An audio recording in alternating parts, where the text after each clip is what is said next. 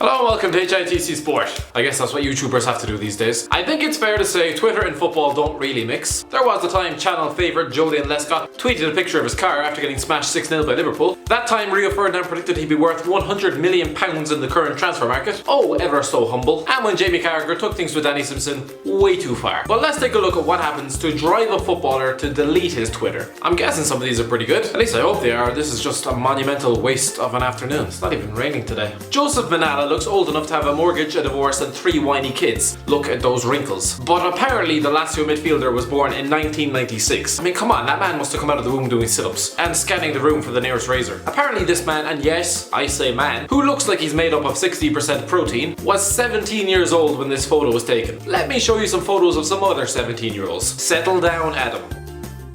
If these lads weren't footballers, you wouldn't be surprised to see them necking a few cans down the local park. Manala looks like he'd be spending his free time playing checkers and asking his neighbours to keep the music down. Anyway, in February 2014, the Lazio teenager shut down his Twitter after uploading this photo and basically getting laughed at. His parting message: envy is the weakness of man, and those with a poor soul hurt others when you're in Serie A. Love you, Forza Lazio. Very wise words for a teenager. Almost too wise. That sounds like old man talk. Moving on to Man United, you can't say that their players don't give their fans what they want on Twitter, especially to the likes of Wayne Rooney. But none of this compares to when Darren Gibson entered the Twitter sphere 6 years ago, after Ferdinand asked his followers to show him some love tweets. If by love he meant a torrential rain of abuse that forced the Irishman off the internet after 2 hours, then yeah, they certainly gave him that. Nothing would make me happier than if we sold you this summer. You're probably a nice bloke, oh what a nice thing to say, but an awful footballer. That ruined it. You offer nothing to United, do us all a favour and hand in a transfer request, you spud. What's a spud? My mate thought you were about 33 years old in the heart of midfield, movement like Pirlo. Mentioning Gibson and Pirlo in the same tweet, I don't know if that's even an insult. The biggest compliment I can give you is that you are better than Carrick. That is definitely not an insult. They're not doing this right. Oi, you are one rubbish player, go to a different club for Man United's sake. KK and tell Carrick that as well. What was with the abuse Carrick was getting that season? You are a abysmal excuse for a footballer. You're a one-trick pony, a one at that. What Fergie sees in you, I don't know. You are a abysmal excuse. That's just hard to say. You're awful, get out of the club. Right, so I think that's pretty unanimous, they all seem to love him. So when Gibson did delete it, naturally having got sick of being abused by a bunch of 12-year-olds, Ferdinand released this. Darren Gibson says he came on to see what the lads were up to. Bit creepy. He came off because he couldn't be bothered with it, not any other reason. Yep, sounds about as genuine as, oh I forgot I even had a drugs test. A hashtag get Gibbo back started to do the rounds, but just like most of his passes, it was quickly kicked into touch. Ryan Christie is an up-and-coming talent at Celtic, but in January of this year he was forced to close his Twitter account after this unsavoury tweet was dug up from April 2012. Come on Hibs, I hate Aberdeen, So what's the problem? Well, apart from the fact that it's been retweeted 176 times, not a lot of love for Aberdeen that day. Alright, yeah, bit awkward now. Anyway, after a while it all died down. Aberdeen fans pretended they never saw it. They definitely did. Embraced him for the loan spell. He even set up a new account and all was right with the world again. Brilliant way to finish my time with Aberdeen last Sunday. I would like to thank the fans and everyone at the club for their amazing support. Nicely done. Sheep oh for fuck. So I'm sure you all know about Cohen Bramall, right? Probably not, because he hasn't played a single minute for Arsenal yet. To be fair, the 21-year-old was playing for Hednesford Town this time last year, so signing a deal with the Gunners in January was pretty good going. However, people were quick to snoop out a tweet sent as a 15-year-old in 2012, after Man United's 4-3 win over Newcastle. For all the people who hate United, suck out. What is a suck out? Bramall quickly deleted his account, which leads me to think, what else was on there?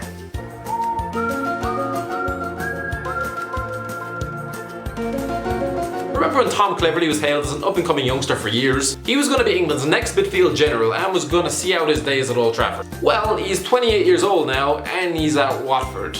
This is the pinnacle. This is as good as it's going to get. All that fuss in the media for this. Anyway, Man United fans were growing slightly weary of him towards the end of his time at Old Trafford and used Michael Carrick's Twitter Q&A as a perfect excuse to ask a few questions of his midfield partner. If you could drop one player from the team, how do you tell Cleverley? This hasn't started well. You watch Cleverley train to feel good about yourself? Was that not the whole reason he was there? Anyway, Cleverley, as you can imagine, didn't take too kindly to being abused non-stop on the internet. Don't get a job at HITC Sport. And quickly took himself off it, claiming the criticism stung and that he's been made out to be a bit of a scapegoat. Don't get me wrong, I know I can do better, but people are making a big thing about how I don't score enough goals when that is not necessarily my first job in the team. I have a question, Tom, just one.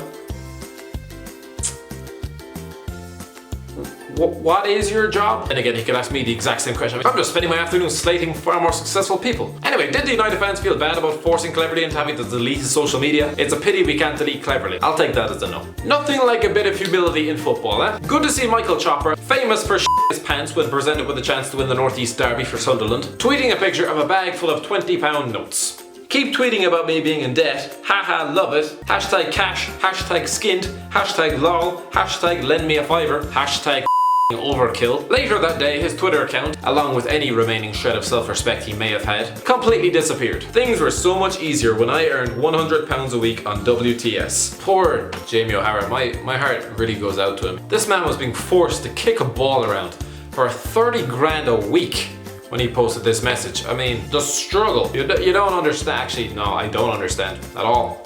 What this tweet was even about. Well, Jamie, as you can imagine, it didn't go down well with, well, pretty much anyone. I'm not saying I'm more privileged. I'm so lucky to have what I've got. But trust me, when I was 17 on WTS, it was a lot more easier. Hey Jamie, you know punctuation? It's not overrated. It's still good. I wonder how many people are doing hospital visits this Christmas or give clothing to the homeless this winter.